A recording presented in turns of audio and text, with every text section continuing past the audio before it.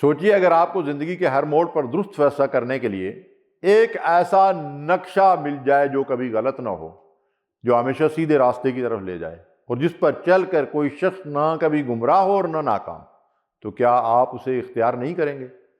یہی قرآن کا راستہ ہے، وہ راہ جو سیدھی جنت کی طرف لے جاتی ہے، جو دلوں کو سکون اور زندگی کو مقصد عطا کرتی ہے، جو دنیا آخرت کی کامیابی کی ضمانت ہے۔ یہ وہ راستہ ہے جو انبیاء، صدیقین، شہداء اور صالحین کا راستہ ہے، وہی راستہ جس کے بارے میں ہم دن میں بار بار دعا کرتے ہیں، اہدنا الصراط المستقیم، ہمیں سیدھا راستہ دکھا۔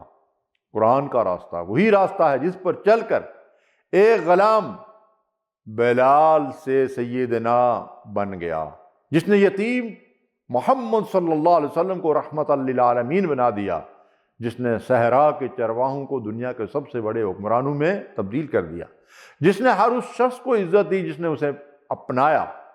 یہ راستہ عدل و انصاف کا راستہ ہے، محبت اور رحمت کا راستہ ہے، علم اور حکمت کا راستہ ہے۔ یہ وہ راستہ ہے جو دنیا میں سکون اور آخرت میں جنت کی خوشخبری دیتا ہے۔ اللہ تعالیٰ فرماتے ہیں ان ھذا القرآن یہدی للتی ہی اقوم، بے شک یہ قرآن اس راستے کی طرف رہنمائی کرتا ہے جو سب سے زیادہ سیدھا راستہ ہے۔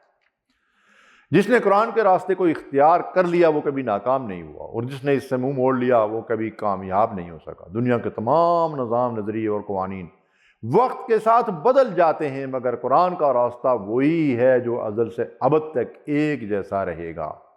یہ وقت ہے کہ ہم اپنے آپ سے سوال کریں، کیا ہم واقعی قرآن کے راستے پر چل رہے ہیں؟ کیا ہماری زندگیوں میں قرآن کی روشنی موجود ہے؟ اگر نہیں تو یہ وہ لمحہ ہے جب ہمیں اپنی راہ کو درست کرنا ہوگا، کیونکہ قرآن کا راستہ ہی اصل کامیابی کا راستہ ہے۔ اللہ ہمیں اس راستے پر چلنے اور قرآن کی تعلیمات کو اپنی زندگیوں میں نافذ کرنے کی توفیق عطا فرمائے۔ آمین یا رب العالمین۔